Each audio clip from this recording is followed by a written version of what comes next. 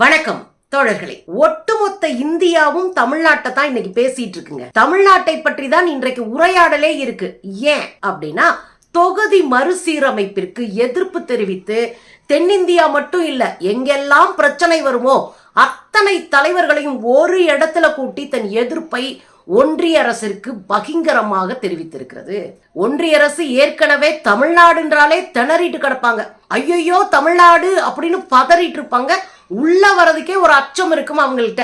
ஆனா இன்றைக்கு போட்டு பொழந்திருக்கிறாங்க தமிழ்நாடு அரசு.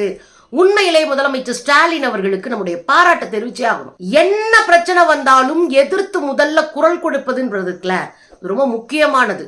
மாநில சுயாட்சிக்கு, மாநில உரிமைக்கு ஆபத்து வருகிற போது முதல் குரலாக தமிழ்நாட்டிலிருந்து குரல் போறதுதான் நாம இதுவரை கட்டமைத்திருக்கிற அரசியலின் வெளிப்பாடு.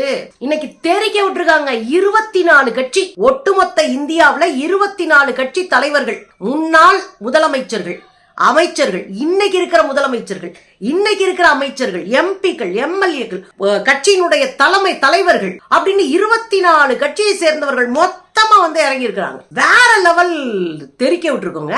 அதுல சூப்பரான செய்தி என்ன தெரியுங்களா? நமக்கு எதிர்கூட்டணியில இருக்கிறாங்க, அதாவது பாஜக கூட்டணியில இருக்கிறாங்க. தமிழ்நாடுனாலே அவருக்கு பிடிக்காதுங்க. யாருன்னு சொல்லுங்க? பக்கத்து மாநிலத்தினுடைய துணை முதலமைச்சர். இந்த குழுல கரெக்டா கண்டுபிடிச்சிருவீங்க, அவரே தான் பவன் கல்யாண். அவருடைய கட்சியில இருந்து ஆள் அனுப்பிட்டாருங்க, எம்பி ஒருத்தர. ஐயோ என்னையா நடக்குது அப்படின்ற மாதிரி இருந்தது. பவன் கல்யாண் நம்மளோட மல்லுக்கு நிக்கிறவர். மும்மொழி கொள்கை பேசினா நீங்க வந்து வலுக்கட்டாயமா திணிக்கிறது தப்பு, கண்மூடித்தனமா எதுக்குறது தப்புன்னு நம்மகிட்ட சொன்னவாரு. உதயநிதி ஸ்டாலின் அவர்கள் சனாதனத்தை எதுக்கும் போது அவ்வளவு நல்லா இருக்க மாட்டேன், அசமா போவனு மண்டலி தூத்திட்டு தெரிஞ்சாரு. அப்ப தமிழ்நாடுனாலே இப்பெல்லாம் அவருக்கு எரிச்சதா வரும். ஆனா முதல் முறையா நேத்து அவர் பாராட்டியிருந்தார். பரவாயில்லங்க, தமிழ்நாடு அறிவு சார்ந்து இயங்குதுங்க, பரவாயில்லங்க. மாநிலத்திற்கும், மாநில சுயாட்சிக்கும், மாநில உரிமைக்கும் ஒரு பிரச்சனை வரும்போது தமிழ்நாடு உடனடியாக அதன் மீது ஒரு நடவடிக்கை எடுக்கிறாங்க. வேற லெவலுங்க அப்படின்னு பாராட்டி இருக்கிறார். ரொம்ப சந்தோஷமா இருந்தது. அதோட தன்னுடைய பிரதிநிதியை அனுப்பியிருக்காங்க. எதிர்கட்சியை சேர்ந்தவர்களும் பங்கேற்று கொண்டதுதான் இந்த கூட்டத்தினுடைய முக்கியமான ஹைலைட்ஸே. அதுல கூட்டத்தை இவ்வளவு நேர்த்தியா ஏற்பாடு பண்ணிருக்க முடியாதுங்க, அவ்வளவு அழகா. நான் என்ன நினைச்சேன், எல்லாரும் முதலமைச்சர்கள், எல்லாரும் ஒரு பக்கம் முன்னாடி முதலமைச்சர் சீட்டு போட்டு நம்ம முதலமைச்சருக்கு எல்லாரும் சுத்தி இருக்க மாதிரி போட்டுருவாங்களோ அப்படின்னு யோசிச்சுட்டு இருந்தேன். இல்ல வட்டமா உட்கார்ந்தா கூட இந்த முனையில யாரும் உட்காருவாங்கன்னு நமக்கு யோசனை வரும்ல. அப்படிலாம் யோசிச்சுட்டு இருந்தா 2 நீளம், அவ்வளவுதான். இந்த பக்கம் ஒரு கோடு, இந்த பக்கம் ஒரு கோடு, இந்த பக்கம் கொஞ்சம் தலைவர்கள், இந்த பக்கம் கொஞ்சம் தலைவர்கள் உட்கார்ந்துட்டு அழகா பேசியிருக்கிறாங்க. நான் பெரிய ஆள் கிடையாது, நீ பெரிய ஆள் கிடையாது, நாமெல்லாம் ஒண்ணுதான், நாமெல்லாம் நின்று எதிரியே எதுக்கணும். ரொம்ப சிம்பிள் அரேஞ்ச்மெண்ட், ரொம்ப அழகா குழப்பம் இல்லாம பண்ணிருந்தாங்க. அதுல கூடுதலான சந்தோஷம் என்ன தெரியுங்களா? ஒருவேளை ஆங்கிலம் தெரிஞ்சிருக்கலாம், ஹிந்தி பேசுகிற மாநிலத்துல ஆங்கிலம் தெரியாதவர்களும் இருக்கலாம் தலைவர்கள். அது ஒண்ணு தப்பே கிடையாது. ஏன்னா இப்ப என்ன, எல்லா மொழியும் இப்படி ஒரு பட்டணம் தட்டினா வந்து காதுல கேட்கிற அளவுக்கு ஆயிப்போச்சு. நாடாளுமன்றத்துல அதானுங்க, நீங்க எந்த மொழியில பேசினாலும் அவங்க தாய்மொழியில கேட்க முடியும், தட்டி கேட்டுக்கலாம். அந்த செட்டப்பை இங்க செட் பண்ணிட்டாங்க. எந்த தலைவர்களா இருந்தாலும் நாங்க பேசுற பேச்சை நீங்க உங்க மொழியில, உங்க தாய்மொழியில கேட்டுக்கலாம். அந்த தாய்மொழியை தட்டி விட்டீங்கன்னா அதுக்கு ஒரு நம்பர் பட்டன் இருக்கு, அந்த இத்தனை நம்பர் தட்டினீங்கன்னா தாய்மொழியில நீங்க கேட்டுக்கலாம் அப்படின்னு வேற லெவல் ஏற்பாடுங்க. இதுல வர்றவங்க கிஃப்ட் கொடுக்கறது நம்ம பண்பாடு. இந்தியாவிலே எல்லாரும் அப்படிதான் பண்றாங்க. யாரை போய் பார்த்தாலும், யார் நம்ம பார்த்தாலும் கிஃப்ட் கொடுக்கிறது அப்படின்றது, ஒரு பரிசு கொடுக்கிறது என்பது நம்முடைய பண்பாட்டு வழக்கம். அதன் அடிப்படையில இங்க வந்திருக்கிற தலைவர்களுக்கு நம்முடைய ஊர்ல எதெல்லாம் சிறப்பு வாய்ந்த ஒன்றா இருக்கோ இங்க தயாரிக்கப்படுறதுல அதை கொடுக்கலான்னு முயற்சி பண்ணி 8 பொருள் கொடுத்திருக்கிறாங்க. அதுல 10 மட பாய், அதுக்கப்புறம் தோடர்களுடைய ஷால்வ, அப்புறம் ஊட்டி வர்க்கி ரொட்டி, கோவில்பட்டி கடலை மிட்டாயி, அப்புறம் காஞ்சிபுரம் பட்டு சேலை, ஊட்டி கொடைக்கானலுடைய பூண்டு, அதே மாதிரி கன்னியாகுமரியினுடைய கிராம்பு, இப்படி முக்கியமாக இங்க விளையக்கூடிய, இங்க தயாரிக்கக்கூடிய பொருள்களை எல்லாம் பார்சல் பண்ணி அவங்களுக்கு கிஃப்டா கொடுத்திருக்கிறாங்க. அது ரொம்ப பெருசா கொண்டாடப்பட்டிருக்கு. இப்படி ஆரம்பிச்ச இந்த விழா பெரிய அளவுல அந்த வந்திருந்த தலைவர்கள் எல்லாரும் கண்டிப்பா நம்ம ஒன்னா நின்று அடிப்போம், இத நாங்களே யோசிச்சுட்டு இருந்தோம், இத நம்ம பேசணும், இத கையில் எடுக்கணும்னு நினைச்சிட்டு இருந்தோம். நினைச்சிட்டு இருக்கும் போதே முதல்ல கையில் எடுத்த எம்.கே. ஸ்டாலின் அவர்களுக்கு நாங்கள் பாராட்டுக்களை தெரிவிச்சுக்கிறோம். உண்மையிலே இது முக்கியமான வரலாற்று முடிவு, வரலாற்று கூட்டம் அப்படின்னாங்க. உண்மைதான். இதோட ஒரு மாநிலத்தினுடைய தலைவர்களும் கையில வந்து ஃபைல்ஸோட வந்தாங்க. அதான் முக்கியம், தயாரிப்போட வந்தாங்க. நாங்க இங்க இத டீலிமிட்டேஷனை பத்தி பேச போறோம். அதற்கான தயாரிப்புகளோடு, கோப்புகளோடு, புள்ளி விவரங்களோடு, தரவுகளோடு வந்தாங்க. ஏன்னா அவ்வளவு நேர்மையாக இந்த கூட்டத்துல அவங்க பங்கெடுத்தாங்க அப்படின்றதுக்கு இது ஒரு உதாரணம். யோசிங்க, சும்மா கூப்பிட்டாங்கப்பா ஒரு மரியாதைக்கு போயிட்டு வருவோம் இல்ல, வந்தாங்க, உழைப்பை செலுத்தி தயாரித்த நோட்ஸோட வந்திருக்கிறாங்க. அப்படின்னா எவ்வளவு ஈடுபாட்டோடு அவர்கள் வந்திருக்கிறார்கள் என்பதை நம்ம புரிஞ்சுக்கணும். அதோட சரிங்க, 2 மணி வரையும், காலைல 10 மணிக்கு ஆரம்பிச்சு மத்தியானம் 2 மணி வரையும் நிறைய விவாதங்கள். அவங்க உன்னை புரிஞ்சுக்கிட்டு பேசும்போது அதுல இது வந்து தப்பா இருக்கே அப்படின்னு சொல்லி சரி பண்ணி ஒருத்தருக்கு ஒருத்தர் விவாதங்கள் தாங்க நம்ம கருத்தை கூர்மை தீட்டும். நான் உன்னை சரின்னு நம்பிட்டு இருப்பேன், என்னை விட அனுபவத்துல முக்கியமானவங்க களத்துல நிக்கிறவங்க அதை சொல்லும் போது அந்த சரின்னு நம்புறத இன்னும் கொஞ்சம் தட்டி கூர்படுத்த வேண்டி இருக்கும். அது இல்ல, இது இப்படி பாருங்க அப்படின்னு நமக்கு சொல்லி கொடுப்பாங்க. அப்ப விவாதங்கள் தான் நம்முடைய கருத்தை, சித்தாந்தத்தை, செயல் திட்டத்தை கூர்த்திட்டும். அததான் இங்க நடந்திருக்கு. சிங்கள நம்மளா நின்று மல்லு கட்டிக்கலாம், ஆனா திரட்டிக்கிட்டு படை திரட்டி மல்லு கட்டுறது இருக்குல்ல, அதுதான் காவிகளை அச்சுறுத்தி இருக்கு. RSS காரர் பயப்படுறாரு, ஐயோ தென்னிந்தியா வட இந்தியான்னு பிரிக்க போறாங்கன்னு. திடீர்னு நேத்து அறிவிக்கிறாரு யாரு, நம்ம அமித்ஷா. என்ன சொல்றாரு, இனிமேல் மாநிலங்களுக்கு லெட்டர் எல்லாம் அவங்க தாய்மொழியிலே எழுதுவான். ஏஞ்சி இத்தனை வருஷமா இந்தியில தான் பதில் சொல்லுவீங்க, இந்தியில தான் எழுதுவீங்க, ஒன்றிய அரசுல எல்லா போர்டுலயும் இந்தியில கட்டாயமா திணிச்சிங்க, பேங்க், ரயில்வே ஸ்டேஷன், அங்க இருந்து ஏர்போர்ட் எல்லாத்துலயும் இந்தி தானே திணிச்சிங்க. திடீர்னு அடிச்சு அடியில ஒரே நாள்ல திருந்தி இருக்கீங்க. இங்கிட்டு நம்ம அண்ணன் அண்ணாமலை வேற லெவல் ஃபைட், கருப்பு சட்டை போட்டு பயங்கரமா போராடுவோம்ட்டாங்க. அதுக்கும் DK சிவகுமார் எதுக்கு வர்றாரு, எங்களுக்கு தண்ணி தர மாட்டேன்ற எதுக்கு வர்றாரு, தண்ணி தர மாட்டேன்றத அரசியலா கழட்டி விட்டு பெரிய பிரச்சனையா உருவாக்கி விட்டதே நீங்க தானே ஜி. அதான் நேத்து நம்ம பார்த்தோமே.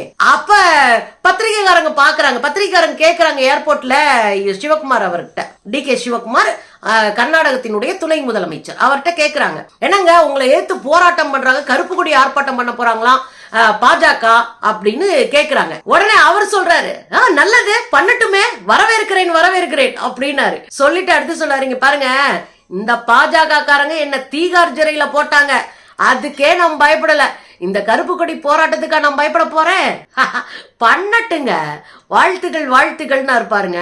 அதோட இன்னொரு குறிப்புன்னு சொன்னாரு, அதானே அவர் எங்க ஊர்ல தான் வேலை பார்த்துட்டு இருந்தாரு, அவருக்கு தெரியும் நாங்க எவ்வளவு பலமானவர்கள் என்றுன்னு. அது நடந்து போச்சுங்க. சொன்ன மாதிரியே எல்லாத்துக்கும் வாய்களையே பேசுவார்ல.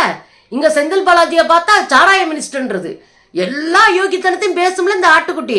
ஏங்க அங்க DK சிவகுமார் பேசியிருக்காருங்க, அவருக்கு பதில் எப்படி சொல்றாரு, என்னை நினைவு கூர்ந்ததற்கு நன்றி. ஆடு நான் டப்புன்னு காலில் விழுந்துட்ட, என்னை நினைவு கூர்ந்ததற்கு நன்றி, என்னை வாழ்த்தியதற்கு நன்றி. அதுக்கப்புறம் ஒண்ணு சொல்றாப்ல, என்னவா, நீங்க முதலமைச்சர் ஆவதற்காக பயங்கரமா முயற்சி எடுத்துட்டு இருக்கீங்க, யார, சித்தராமையாவை வீழ்த்தி முதலமைச்சராக முயற்சி எடுக்கிறீங்க, அதுக்கு என் வாழ்த்துக்கள். கலாய்ச்சிட்டாரம்மா. கம்முன்னு கைய கட்டி நிக்கிற. அப்ப அந்த மனுஷன் என்ன அட்டி அடிச்சிருப்பாரு அந்த ஊருக்குள்ள. ஒவ்வொரு தலைவர்களும் ஒவ்வொரு விஷயத்த பேசினாங்க. இந்த நாளை பொன்னெழுத்துக்களால் பொறித்தெடுக்க வேண்டும், மாநில சுயாட்சிக்காக நாம் ஒரே அணியாக திரண்டு இருக்கிறோம். இது ஸ்டாலின் அவர்கள் பேசினது. தொகுதி சீரமைப்பு என்பது எண்ணிக்கை சம்பந்தமான விஷயம் இல்லை, அது உரிமை சம்பந்தமானது, அது உரிமை தொடர்பானது, அதிகாரம் தொடர்பானது இல்லையா. வெறும் எண்ணிக்கை கம்மியா போச்சுன்னா என்ன, எண்ணிக்கை கம்மியா போச்சுன்னா என்னென்ன நடக்கும் நமக்கு தெரியுமே. எண்ணிக்கை குறைஞ்சா நமக்கு அதிகாரம் குறையும், நமக்கான நிதி வருவாய் குறைப்பாங்க, நாளைக்கு சட்ட திட்டங்களை நமக்கு எதிர்த்து எதை வேணாலும் கொண்டு வருவாங்க, அதை எதிர்த்து கேட்டு ஓட்டு போறது கூட நம்ம கையில ஆள் இருக்காது. சட்டத்தை இயற்றுறாங்கன்னு வச்சுக்கோங்க பார்லிமெண்ட்ல, அதை எதிர்த்து நம்ம ஓட்டு போட்டு அதை நிப்பாட்ட கூட முடியாதே. இன்னொரு விஷயம் என்ன அப்படின்னா, அரசியல் சாசனத்தவே முடிச்சு கட்டிடுவாங்க, அரசியல் சாசனத்தவே நீர்த்து போ செய்வாங்க. நம்ம அதை வேடிக்கை பார்க்குற மாதிரியா இருக்கும், ஏன்னா நம்ம பலங்குன்றியே போயிருக்கேன். இதைத்தான் முதலமைச்சர் சொல்றாரு. பாருங்க அங்க மணிப்பூரை பாருங்க, 2 வருஷமா ஒரு உள்நாட்டு போர் நடந்துகிட்டு இருக்கு, எதுவுமே கண்டுக்கலையே. காரணம் என்ன, அவங்களுக்கு வலிமை இல்ல, அவங்க பக்கம் நின்று பேசுறதுக்கு ஆள் இல்ல. ஒரே ஒரு MP, அவர் மேத்தி இன MP, குக்கி இன மக்கள் கொல்லப்பட்டு இருக்கிறாங்க. அப்ப யார் அவங்களுக்காக பேசுவா? இந்த நிலைமை நமக்கு வந்துடக்கூடாது மக்கா அப்படின்னு பேசுறாரு. கடைசியில ஆடி ஓடி என்ன தெரியுமா, நமக்கு பொருள் மட்டும் வர்றது கிடையாது, கல்வியை நிறுத்துவான். இன்னைக்கே 2000 சில்லற கோடி தரமாட்டேன்றான். கல்வியோடைய மானியத்தை நிறுத்துவாங்க, உணவு மானியத்தை நிறுத்துவாங்க, எல்லாத்தையும் நிறுத்தி கடைசியில தமிழ்நாடு தென்னிந்தியாவை புறக்கணித்துருவாங்க. இதுல நம்ம கத்தியும் பிரயோஜனம்ல ஒன்னும் பண்ண முடியாது. ஜனநாயக நாட்டுல நாங்க பிரிஞ்சு போறோம்டா, எங்க நாடா தனியா பிரிக்கிறோம்டா அப்படின்னு சண்டை கூட போட முடியாது இன்னைக்கு. இதான் சூழல். அதை புரிஞ்சுக்கிட்டு தான் இன்னைக்கு ஒண்ணு சேர்ந்திருக்கு 24 கட்சி. அதுல பினராயி விஜயன் ரொம்ப தெளிவா ஒண்ணு சொன்னாரு. இந்த பன்முகத்தன்மைன்னு ஒண்ணு இருக்குல்ல, ஒரு கலாச்சாரம், ஒரு மொழி, ஒரு பண்பாடு, ஒரு இனத்திற்கான பழக்க வழக்கங்கள் எல்லாமே வேற வேற இல்லையா? இது இந்தியாவிற்கான ஒரு பெரிய வாய்ப்பு. நீங்க இதை குலைக்கணும்னு நினைக்கிறீங்க. அதுலயே அவர் என்ன சொன்னாரு தெரியுங்களா? மாநில உரிமைன்றது நீங்க கொடுக்கிற கிஃப்ட் இல்லங்க. மாநில உரிமை எங்களுக்கு போற பிச்சையோ கிஃப்டோ இல்ல, அது எங்கள் உரிமை. மாநில உரிமை நாங்க ஒருபோதும் விட்டு கொடுக்க மாட்டோம். இதுக்கு இடையில ஒடிசாவினுடைய முன்னாள் முதலமைச்சர் நவீன் பட்நாயக், உங்களுக்கு தெரியும், 25 வருஷமா அவர் தான் ஆட்சி செஞ்சாரு. தமிழருடைய பாண்டியன் என்கிற IAS கலெக்டரை வச்சு அவர் ஆட்சியவே முடிச்சு விட்டானுங்க. பாஜக தமிழ்நாட்டுக்காரங்க திருடுங்க, சாவிய தமிழ்நாட்டு கொண்டு போயிட்டாங்க அப்படின்னு பாஜக நம்மை இழிவுபடுத்தி அந்த பட்நாயக் அவர்களுடைய நவீன் பட்நாயக் அவர்களுடைய ஆட்சியை கலைச்சாங்க இல்லையா? ஆட்சியை போச்சு. அவரு காணொலியில பங்கேற்றார். இது ரொம்ப முக்கியமான இடம். மாநிலத்தினுடைய உரிமையை நம்ம விட்டு கொடுக்க கூடாது, நாம் எல்லாம் அணிதிரண்டு இருப்பது ஒரு பெரிய பலம் என்று அவர் காணொலி வாயிலா பேசினார். அப்போ நான் வரமாட்டேன் அப்படின்னு சொல்லாம எல்லாரும் கலந்துகிட்டதும், காணொலியில பேசுனது வர முடியாதவங்க ஒரு பெரிய மகிழ்வான செய்தி. வராதவங்க ஒரே ஒரு கட்சி தான், மம்தா பானர்ஜியோடைய கட்சி, திரிணாமுல் காங்கிரஸ்.